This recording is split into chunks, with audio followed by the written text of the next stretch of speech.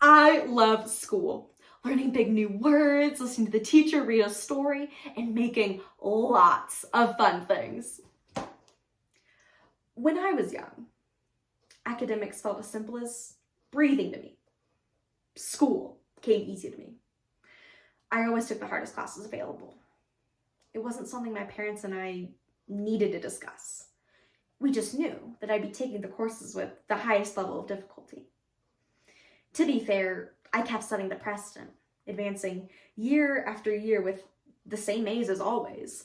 I am like a tree and I stand so tall. I've got great big branches and little branches small. When the wind blows left or the wind blows right, I keep my branches strong with all of my might. Well, hi, I'm Bonnie, and I'm a gifted resource teacher. I've been teaching for 17 years. But then things changed. The topics became increasingly more challenging, but I was pushing myself hard enough to uphold an image of competence. The words honor roll weren't just written on my transcript. They were ingrained in my head. I genuinely loved learning, but I had become completely addicted to the euphoria of academic validation. Honey, I noticed your math grade is a lot lower than we both thought it would be. I need you to help me understand what happened. But even trees, they rot. And I think there must be something rotting inside of me too. Growing up, school was my sanctuary, a vibrant space where I thrived and embraced learning. As a gifted kid, I flourished, eagerly taking on the most difficult courses available and relishing in the thrill of mastering a new concept.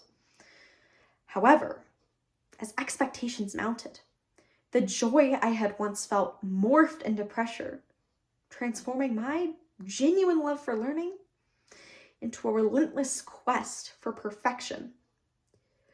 And this is unfortunately the story of many gifted kids across the country. We are continuously told that we must be better than our peers, and when that inevitably falls apart, so do we. It is time to reevaluate the rhetoric we use surrounding giftedness and how the ways we treat our gifted kids can hurt more than help. So, from the poetry, The Old Dead Tree by David Harris and The Dead Tree by Rowan Mandrake. The prose, The Things I Love About School by Trace Maroney, Why I Still Love Teaching from Outdoor Principal, and Gifted Kid Burnout is Very Real by Nikki Farnham. Articles from Davidson Gifted, Very Well Mind, and The Huffington Post, as well as selections from Quora and Reddit.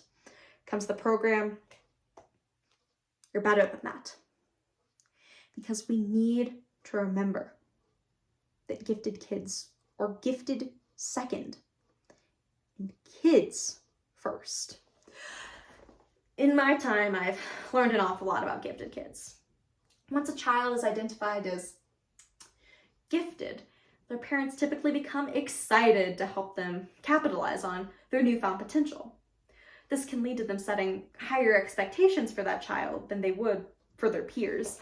I love my teacher and all the other kids that are just like me. A mighty wind came and pulled my bark until the oak tree was tired and stark. But still, the oak tree held its ground. The gifted kid in me has had this fear of becoming discardable. Part of the issue is that failure just isn't something I'm familiar with.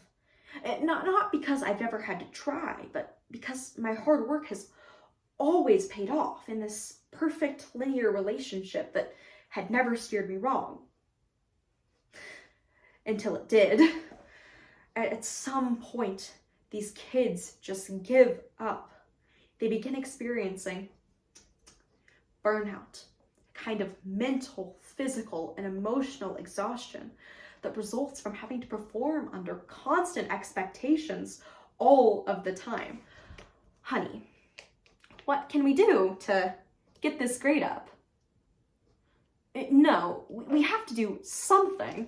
I love to learn new things. Just some of the things I learn about at school are sports, puzzles, and games. Branches will break and hit the ground as I can see the green leaves slowly dying. It was in my junior year of high school where everything really came apart. If my brain had been a sponge for all my life, it was suddenly completely full and I couldn't absorb one more drop. And they told me, they said, work smarter, not harder. But I was working so hard. And I had nothing to show for it. It was like everyone else was 10 steps ahead of me and I was gasping for breath, trying desperately to keep up. Honey, you did not do well in math. This is completely unacceptable. Unreasonably high expectations put on these kids by their parents, teachers, and peers can lead them to become their own worst critics. I learn about math and reading and science. Bark, peeling, heartwood, hollow, rings slowly, exposed, and broken. I wasn't failing by any means, but being subpar over and over again was silently killing me. I mean, how had I gone from being relatively in control to struggling so hard to even stay afloat? I kept wondering if I'd gone to bed one day and just woken up a worse version of myself. Burnout can manifest in countless ways, but the most common? Mental health issues. Honey, we expect you to do well and earn A's and B's in your report card. I love lunchtime. I get to sit with my friends and eat. It's like I've been riding a high-speed rail train all my life, one that can pass through every tunnel and go under every bridge, but suddenly I've reached the point where the tracks are no longer built for me and no one ever taught me how to build them myself. These issues can become completely catastrophic for these kids. Every petal is crushed and scattered. You are better than that. I look in the mirror these days and I don't even recognize what is staring back at me. This tree is going to die. They don't see a way out. I love school and learning.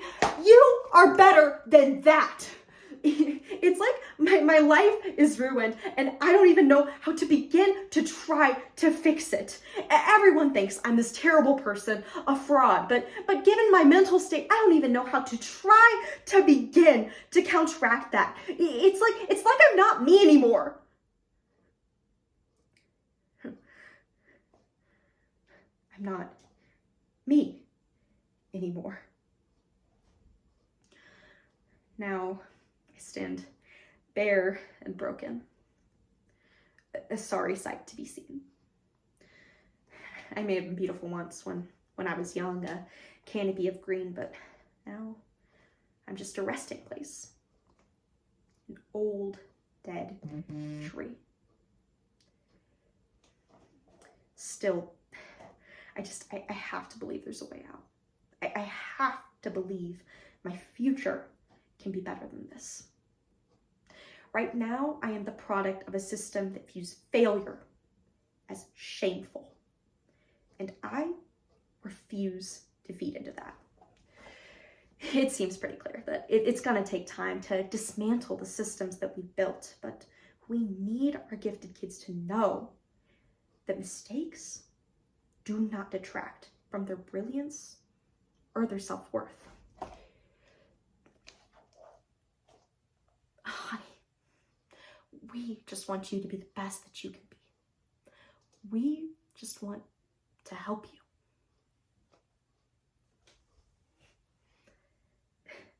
The tree may be dead, but the saplings still battle. New trees will grow. And as for me, I will rise again. I can honestly say, after taking some steps to prioritizing myself, but I have hope. For the first time in like 10 years, I have hope. I don't have to be a former gifted kid forever. I can just be me. I love learning. I wonder what I'll learn tomorrow.